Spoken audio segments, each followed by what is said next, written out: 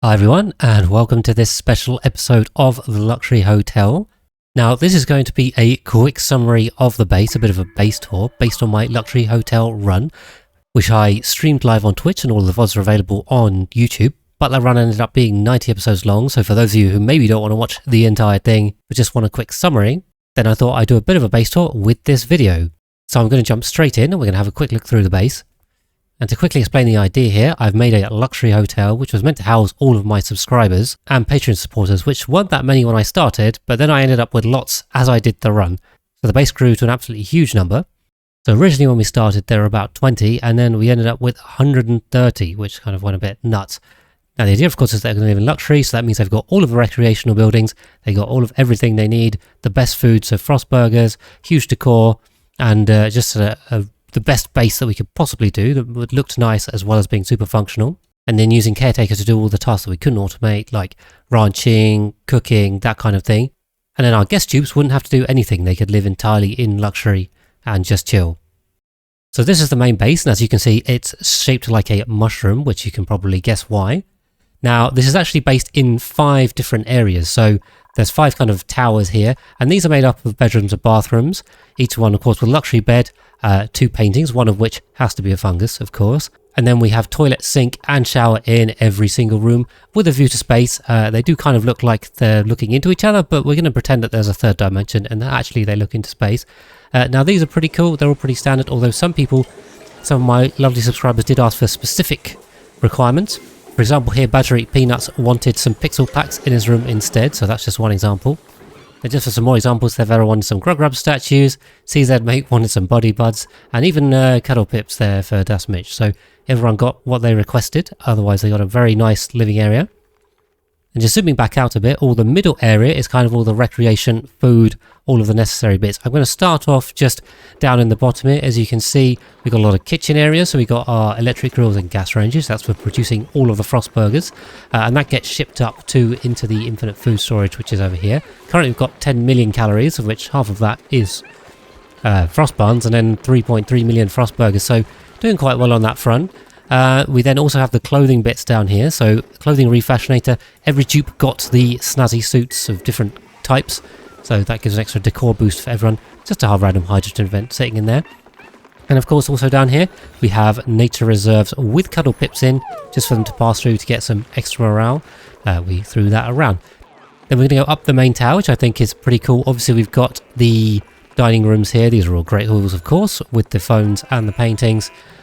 We made a Spore Kit room here, although unfortunately there was only one Spore Kit on the whole map, so the Spore Kit room ended up being one Spore Kit, and unfortunately our Pacu tank also somehow ended up being only one Pacu.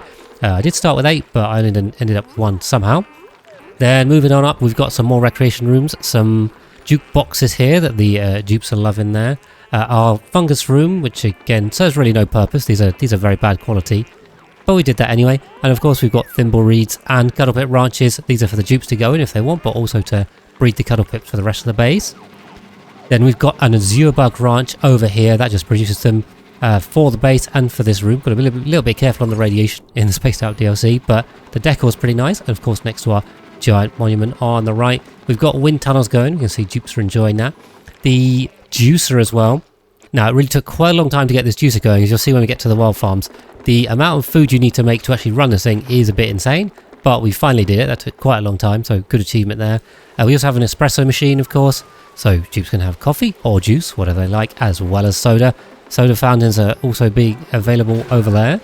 We've got saunas and the recreation bits at the top, so surfboards that are currently in use.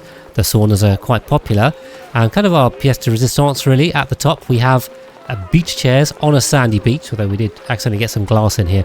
There's probably a better way to do this, I think, with conveyor rails, but I ended up dripping glass onto dirt.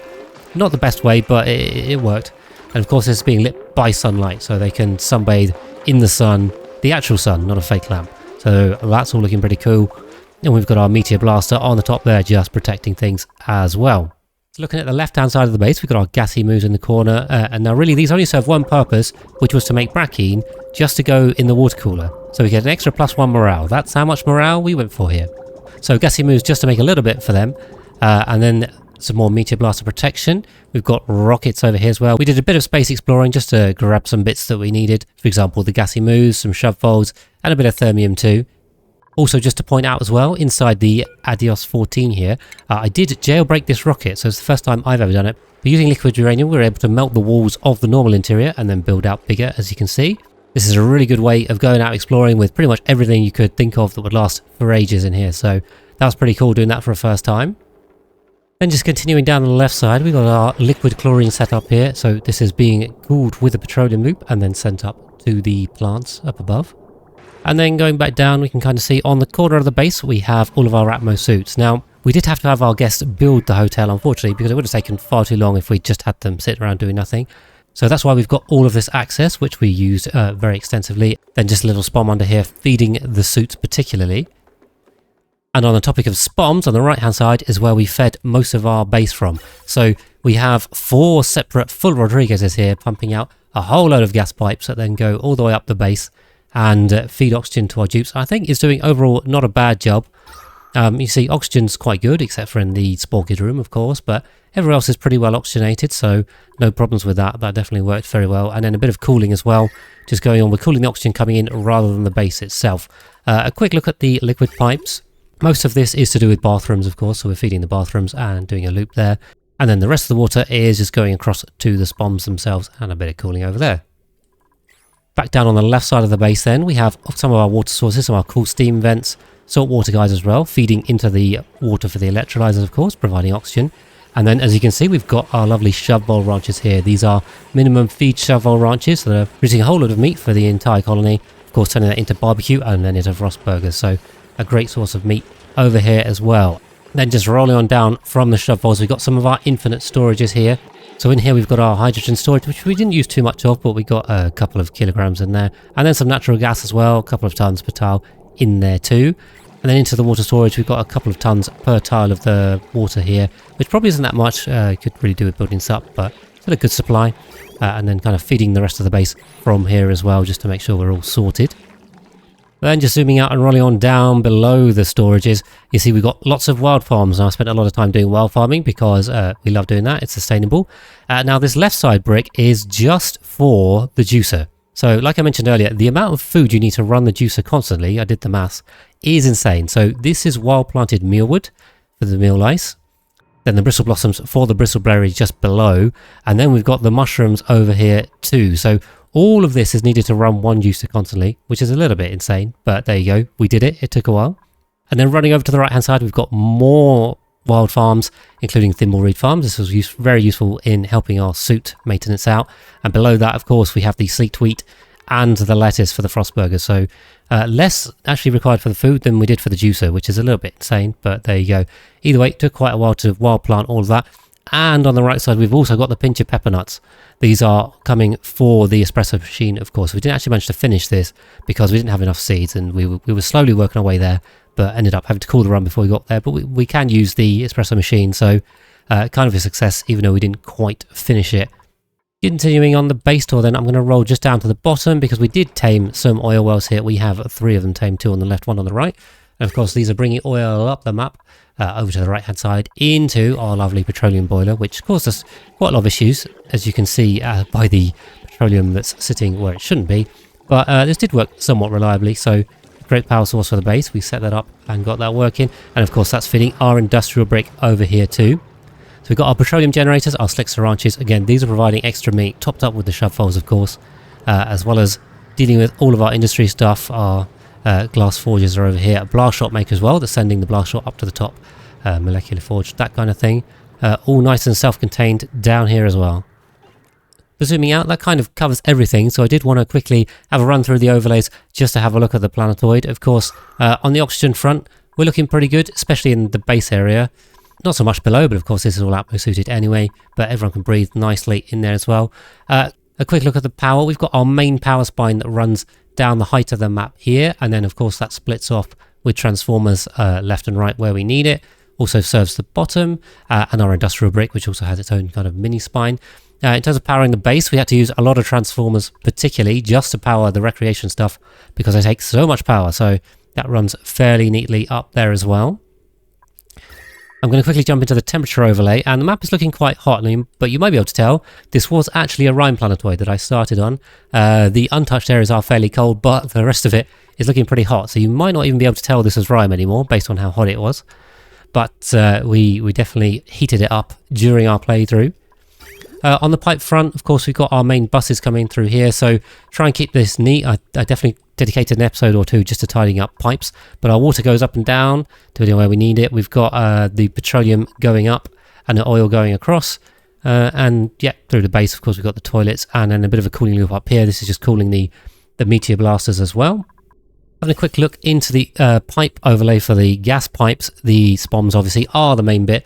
We then do have some natural gas feeding the gas ranges, as well as a bit of a cooling loop for the food, a bit of a waste pump as well up here, fed from the bottom of the base. We're just pumping that to space.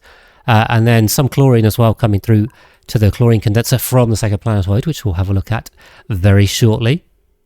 Okay, just jumping over to the base for the decor overlay. As you see, the decor is quite good. I mean, there's quite a lot of decor in here, so not really surprising, but everywhere is looking very nice, especially for our lovely guests. They get super amounts of decor, absolutely slammed to the max.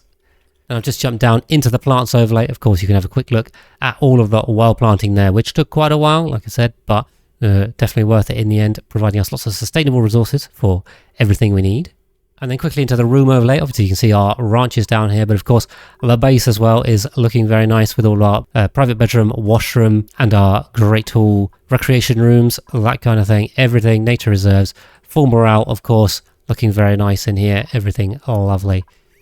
And then a quick look at the rails overlay as well. This is all, of course, blast shot that's just being fed up. So that just came up there. And we, of course, have our food storage as well. So all of the food coming to our kitchen and then feeding up into the infinite storage. That's kind of fed from below with a load of sweepers, as you'd expect. And that's kind of it for our main planetoid. So I'm going to quickly jump over to the second one. Then jumping over to our second planetoid, this one definitely is not as grand as our main base, but it's still pretty neat. I mean, as you can see, I made a circle here. Pixel art is definitely not my strength, but I think the overall shape of the base isn't too bad, but the wallpaper definitely did not work out, though we were trying to do diagonals within a circle, so a little bit tricky, but I tried. Now, of course, we haven't got all of the luxuries as we have on our main hotel, but unfortunately I had to make this one just to fit all of our dupes in. In total, we ended up with 128. So we really needed this space for all of the bedrooms and the washrooms, and then all of the great halls as well, of course. But they don't have so much recreation over here. Power was definitely the main issue, because as you see, we tried to run this with solar panels, but we were struggling. So definitely a bit power limited in terms of what we could do. Of course, we've got our water storage down here, then our spawn, which is just providing oxygen into the base. Again, similar idea, keeping everything being nice and oxygenated, or we're losing a little bit down the bottom. And then our chlorine gas vent here, which is, of course, sending the chlorine through to the main planetoid. But other than that, there's not too much over here. I think it's a relatively neat idea, but definitely not as good as the main one. Definitely something I wanted to show you anyway. And then just super quickly whipping through the outer planetoids, we did visit the magma planetoid to grab some niobium. The frozen one, we came here to grab a lot of iron for steel. That was very useful. We didn't really grab anything off the marshy planetoid. The shovels we took from the regular planetoid, of course, and the moos from the moo planetoid. But that kind of wraps it up for everything and everywhere we've been. So then quickly before we finish, I just wanted to have a quick look at the morale, which is pretty damn high across most of the dupes. But the highest dupe we have is War Cannon with a huge 87 morale, which I think is higher than I've ever managed. Now, at least according to Reddit, the maximum theoretical morale is somewhere around the 100 range, so we're a little bit short of that.